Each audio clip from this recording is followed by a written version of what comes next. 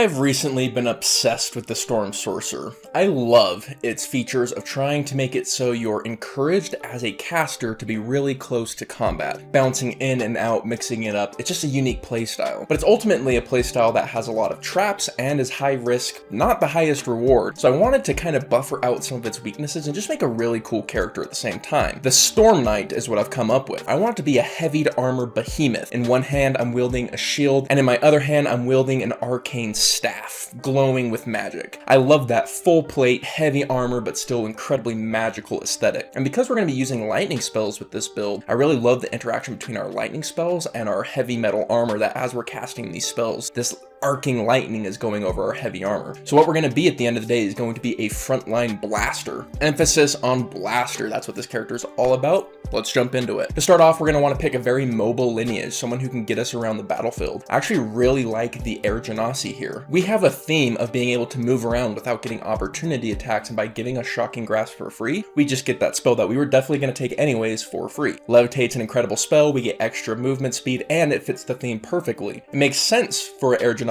to have a Storm Sorcerer lineage as their innate spellcasting prowess. I think that's really cool and really fun. As for our stats, we're going to want to make sure we have 16 in strength, but I wouldn't go more than that. It's going to really get us started off, let us wear our heavy armor, and give us an okay basic melee attack. After that, we're going to want to make sure Charisma is our primary, and then we're going to have Constitution as our secondary. So that first level fighter, we're really there for the defense. It's going to get us up to 21 AC once we consider the defensive fighting style, and once we get all of our armor worked out. That's going to be very important for us, and I can't overspeak how much that's going to help our survivability, especially when combined with the shield spell. Now, after we're done with that first level fighter, the rest of our career is going to be in Storm Sorcerer. Storm Sorcerer is kind of interesting in that its theme of lightning and thunder damage isn't really well represented in their features. All of their features work just as well using any spell as they do Thunder and Lightning, save for one, their 6th level feature, Heart of the Storm. Which means that if we're wanting to play the Storm Sorcerer optimally, we honestly should expand our vision of what spells to take. Now that being said, because I want to stick in theme, I'm going to lean towards those Thunder and Lightning spells, but just keep in mind when you're building a Storm Sorcerer, you don't have to take every single one, especially if they're garbage, and you can take better spells and be just fine, and it's better that way. Our first level feature as a Storm Sorcerer is Tempestuous Magic. Whenever we cast a spell, as a bonus action, before or after the spell, we can move 10 feet and we do not proc opportunity attacks, and the movement is considered flying. This basically equals a free disengage and a free extra 10 feet of movement, and it's really going to increase our mobility, bringing us to 45 movement speed so we can bounce around the battlefield. This is really nice because we always have a disengage in our back pocket if we ever want to decrease pressure. However, it can also be used for the opposite. You can use it to push right into the center of the enemy lines without taking opportunity attacks, to open up opportunities for us to do AoE damage to everybody around us.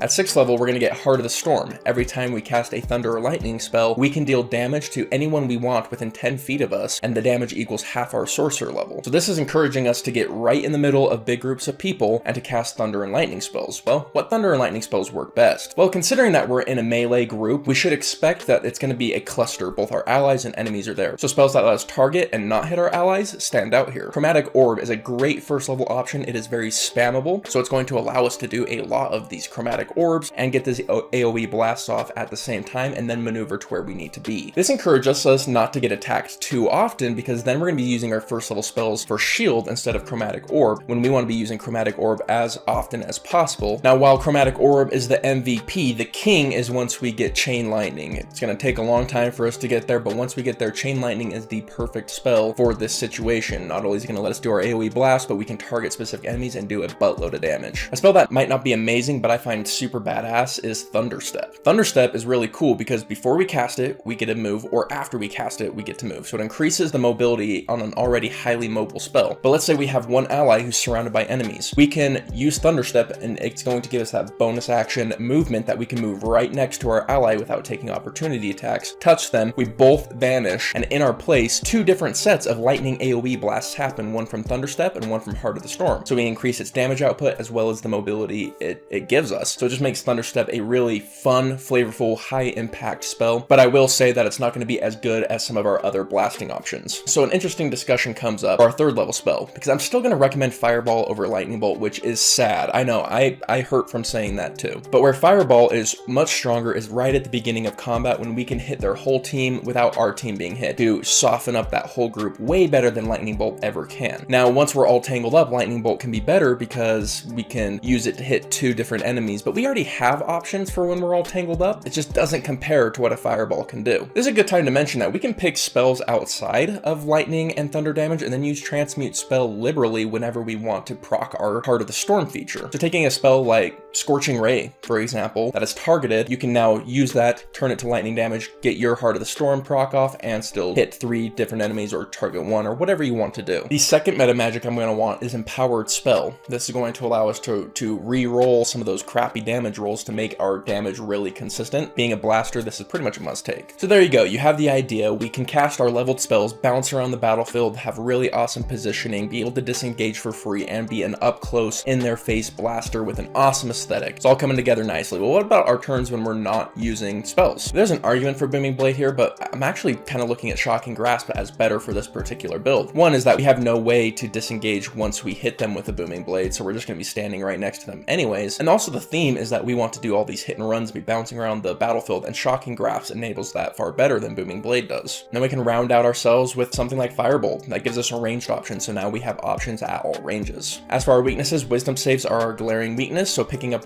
Resilient Wisdom after we maximize our Charisma is probably a good idea. At the end of the day, my favorite thing about this build is definitely the aesthetic. I just like the Battle Mage look and feel, and I think this hits it pretty dang well. What I'd love to hear from you guys is creative things you can do with a Storm Sorcerer. If you're interested in supporting the channel and getting some awesome benefits while you're at it, consider checking out our Patreon. With that, my friends, I hope you guys have yourselves an incredible day, and I'll catch you on the next one. See you then.